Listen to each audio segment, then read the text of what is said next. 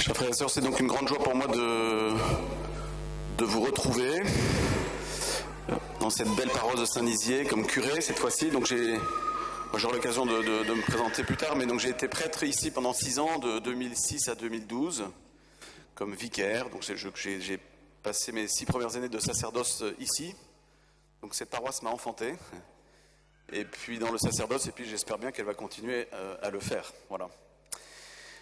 Aujourd'hui, le Seigneur nous parle d'un thème, j'aurais franchement aimé pouvoir prêcher sur autre chose, c'est sur la correction fraternelle.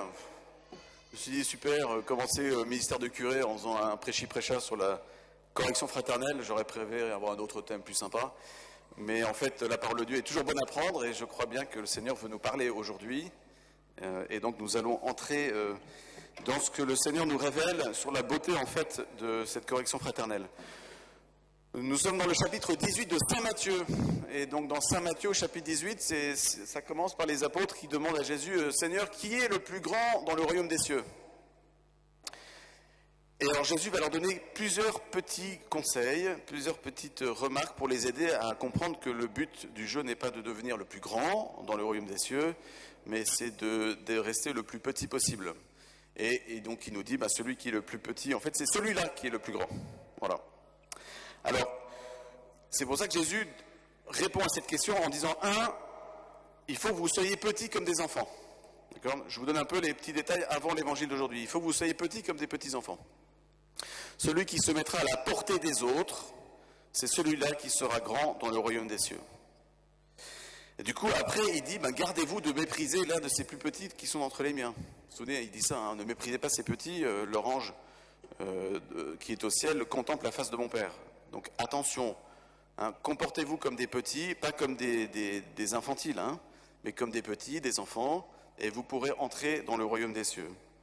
Et du coup il dit, gardez-vous de mépriser ces petits, occupez-vous des plus petits, occupez-vous de ceux qui marchent le plus lentement, voyez. Et puis du coup c'est là qu'il donne cette parabole de la brebis égarée. Vous vous souvenez, la brebis, la petite brebis qui est partie, et les 99 que le berger laisse seul pour un temps, le temps d'aller rechercher la brebis égarée, vous vous souvenez? Et là, pouf, on a donc l'évangile d'aujourd'hui où il dit, si ton frère a commis un péché contre toi, va lui parler. D'accord? Donc c'est un peu comme ça, en fait le point de mire de cet évangile, c'est rester à l'école des petits, et rester petit à l'image du Christ en fait. Alors il y aura 2 points dans mon homélie, parce qu'on m'a dit qu'il fallait être clair, avec des plans et tout, donc il y aura 2 points. Le premier, c'est sur la correction fraternelle, c'est vraiment l'un des sens de cet évangile. Et l'autre, du coup, qui nous aide, puisque la correction fraternelle nous aide à entrer dans la vie fraternelle, Saint Paul nous parle du principe régulateur de cette vie fraternelle, de cette vie en paroisse, de cette vie en communauté, en fait. Et le principe régulateur, c'est la charité. Oui, donc correction fraternelle et ensuite charité. Ça va, vous me suivez? Alors, correction fraternelle, l'évangile nous donne quelques petits points très intéressants. Le premier critère, c'est qu'il n'est pas affectif. Jésus ne dit pas, s'il y a quelqu'un qui a été pas gentil avec toi, ou si il y a quelqu'un qui t'agace, s'il y a quelqu'un qui te gonfle, s'il y a quelqu'un à qui tu veux tordre le cou, va lui parler et va te décharger sur lui. C'est parfois l'image qu'on peut avoir de la correction fraternelle. Jésus dit, si ton frère... Donc déjà, il faut qu'on se reconnaisse frère, c'est-à-dire qu'on a un père commun et qu'on est une famille. Donc il ne dit pas si ton copain ou si ton ami.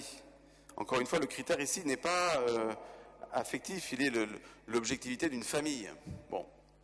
Si ton frère a commis un péché contre toi, donc il ne dit pas s'il n'a pas été gentil, ou si, vous voyez, un péché, ça veut dire qu'il y a eu quelque chose de mauvais qui a été fait contre Dieu et contre toi. Va lui parler seul à seul. C'est ça qui est difficile pour nous. Souvent, enfin je ne sais pas pour vous, mais pour moi en tout cas, on est tenté de se décharger sur d'autres, avec d'autres. Ça s'appelle médire en langage poli. En langage moins poli, on dit dauber. Vous voyez ? Alors quand on daube sur ses frères et sœurs, ça s'appelle la médisance. La médisance, c'est dire du mal de quelqu'un, du mal qui est vrai, mais à quelqu'un à qui on ne devrait pas en parler. Le Seigneur dit bien qu'il faut parler de certaines choses mauvaises qui nous atteignent. Il ne dit pas, taisez-vous, personne ne parle. Il dit, il faut parler, il faut libérer, la parole, effectivement, et les derniers événements nous l'ont rappelé fortement, tristement mais fortement. Mais il faut parler avec la bonne personne. Et il y a des personnes à qui il vaut mieux pas en parler. En général, il se peut que le réflexe premier, c'est parfois de parler à des personnes qui ne sont pas censées entendre ce dont je voudrais parler de mal. Mais attention, encore une fois, le Seigneur ne nous dit pas de ne pas parler, mais il dit ne versez pas dans la critique gratuite. En fait, parler demande beaucoup de courage. Parler à son frère qui m'a fait du tort, ça demande beaucoup de courage. Le pape François en parle souvent, de la correction fraternelle. Il a donné quelques critères. Je vais en donner un seul ce matin. Il dit, la vraie correction fraternelle, ça fait mal à celui qui la donne, à celui qui l'a fait. Il dit, si jamais tu fais ta correction fraternelle à chaud, pour te décharger, pour vider ton sac, il dit, drapeau rouge, il vaut mieux pas le faire. Il dit, tu es sûr que tu vas te planter. Hein, donc un critère, c'est ne pas le faire à chaud, essayer de se détendre. Donc du coup, une ou plusieurs nuits réparatrices peuvent aider. La patience aussi peut aider. Et donc, le pape François dit, fais ta correction fraternelle quand ce sera à froid. Vous voyez ? C'est pas la vengeance qui est un plat qui se mange froid, c'est autre chose. Mais à froid, au sens de, oui, vous n'êtes pas en train de... En fait, vous êtes en train de vous décharger. Et le critère que donne le pape, c'est, si c'est difficile pour toi de faire cette correction, tu es sur le bon chemin de la correction fraternelle. Parce que quand on fait ça à chaud, c'est pas difficile, ça. On se lâche, vous voyez. Autre critère que donne l'Évangile. Si jamais, par rapport au principe qu'on appelle de non-critique, vous savez que le fondateur de la communauté d'Emmanuel, Pierre Goursat, nous a donné, on dit une seule règle, c'est la non-critique. Alors il faut faire attention avec cette règle, non pas que je la nie, mais il peut y avoir des compréhensions tordues de cette non-critique. Si par non-critique je dis ne parlez jamais de ce qui ne va pas et que tout le monde sourit, on rentre tous au garde à vous et tout va très bien dans le meilleur des mondes, c'est pas ça la non-critique. Vous voyez ? La non-critique, en fait, c'est la non-critique gratuite. C'est la non-médisance. Ou c'est la non-critique, la non-médisance, c'est-à-dire ne pas parler de choses mauvaises, même si elles sont vraies, à des personnes à qui je ne devrais pas en parler. Mais il y a des personnes à qui je dois en parler. Sinon, c'est de l'abus. Vous voyez, c'est de l'abus spirituel. On muselle les gens et on les fait rentrer dans le rang. Ça, c'est pas la liberté à laquelle la prière d'ouverture de la messe nous invitait, de nous faire rentrer dans la liberté des enfants de Dieu. C'est pas la liberté à laquelle l'Église et le Christ nous appellent. Donc oui, il faut parler, et oui, il faut parler parfois de choses qui sont difficiles, mais avec là où les bonnes personnes. En fait, c'est le critère que Jésus nous donne. Donc, ne va pas parler des choses qui vont pas bien à tes copains, à tes copines, à Facebook. On ne gère pas des problèmes par WhatsApp group. Ouais, les groupes WhatsApp, c'est pas bon, ça. On n'écrit que des belles choses. Si des choses mauvaises, prenez l'oral. On aurait de passer compte sur des emails. Oui, on se décharge avec un email, on envoie à 100 personnes et bam, c'est sûr que ça ne va pas marcher, ça. L'Évangile nous dit, va parler à ton frère. Voilà. Alors le Christ avance et il dit, si jamais s'il refuse de t'écouter, c'est pas s'il a péché, s'il refuse de t'écouter, alors on va appeler un ou deux frères. Ça s'appelle la vie communautaire. Le discernement communautaire. Vous voyez, un prêtre, un curé, par exemple, je découvre, je suis curé depuis 4-5 jours, 6 jours. Bon, il est seul à être curé, il n'y a pas 5 curés en même temps, il n'y a pas de gouvernement collégial d'une paroisse. Mais il n'est pas isolé, il a besoin de frères et sœurs, il a besoin de ces deux colonnes, j'en ai deux, donc, mes deux vicaires, Père Nathanaël et Père Pierre-André, que je salue ici, je suis très heureux de les avoir. Sinon je me sentirais un peu seul, j'ai débarqué tout seul. Et puis il y a des frères laïcs, frères et sœurs laïcs, qui nous aident. Donc, en fait, que le Christ dit, va chercher un ou deux frères, c'est appuie-toi sur la vie fraternelle. C'est pour ça que la vie communautaire, pour nous, membres de l'Emmanuel, et pour plein d'autres, pas seulement les membres de l'Emmanuel, c'est précieux. Ce serait même très périlleux de vivre seul notre ministère sacerdotal, sans l'appui et le soutien de ces colonnes que sont les frères et sœurs de communauté et de paroisse, que vous soyez membre ou non de l'Emmanuel. Alors, donc, le Seigneur nous invite à consulter nos frères et sœurs. La suite de l'évangile qu'on n'aura pas aujourd'hui dit, vous savez, c'est l'apôtre qui demande, Seigneur, jusqu'à combien de fois il faut que je pardonne à mon frère? Jusqu'à 7 fois? Et là, Jésus répond, pas jusqu'à 7 fois, mais jusqu'à 70 fois 7 fois. par jour. Par jour. C'est un peu excessif quand même. Ça veut dire qu'il y a des gens, on a tous vécu ça dans notre vie de famille ou vie communautaire, il y a des gens qui font, en fait c'est le cas de nous tous, ils font toujours ils nous embêtent toujours de la même manière. Ah, excuse-moi, pardonne-moi, puis 5 minutes après, 10 minutes après, ou il refait le même truc. Et donc on est tenté de dire, bon, ça fait 3 fois que tu me l'as fait, c'est bon quoi. Alors Jésus dit, bah non, même pas 7 fois, mais 70 fois 7 fois. Bon, en fait il dit, il y a une patience démesurée de Dieu pour nous, à cause de la grande patience de Dieu pour nous, dit Saint Pierre. Bon, cette patience, elle est l'autre versant de la correction fraternelle. En fait, pour faire une bonne correction fraternelle, il ne faut pas s'imaginer que le frère va changer tout de suite. Pensez à vous-même, à toutes les confessions que vous faites et la confession des mêmes péchés que vous faites à chaque fois, ça vous aidera à être plus patient. Oui, parce que Dieu est patient avec nous. Donc il nous invite à être patient de même avec nos frères. C'est une ou deux personnes, ça peut être... qui ça peut être? Bon, qui ne sait pas déjà? Mes copains et mes copines. Critères affectifs, pas bon. Un supérieur. Pour nous, prêtre, par exemple, mon N+1, oui, il a autorité sur moi, c'est bon que je lui en fasse partie, je lui en fasse part. Dans la vie fraternelle, je vois mon responsable de secteur, de province, mon chef de maisonnée, etc. Bon, on a l'équipe Notre-Dame, je crois qu'il y a des responsables d'équipe Notre-Dame, peu importe, je vois mon responsable. Un accompagnateur spirituel peut aider aussi. En général, si vous l'avez choisi ou si vous la donnez, c'est qu'il est censé être sage et vous donner des bons conseils. Voilà, peut-être un ou une bonne amie, pas parce que vous l'aimez bien, mais parce qu'il ou elle est sage, elle a de l'expérience. Après, moi je dirais, c'est tout. Hein. Sinon, c'est comme ça que le blabla se colporte un peu partout. Vous voyez, comme dans le ventilateur. Vous voyez, vous jetez quelque chose dans le ventilateur et il y en a partout.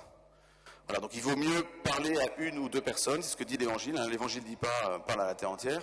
Et après, Jésus dit, s'il refuse de t'écouter encore, eh ben, tu vas parler à la communauté de l'Église. C'est-à-dire, parfois, il y a des affaires très délicates, et c'est l'Église tout entière qui doit s'occuper.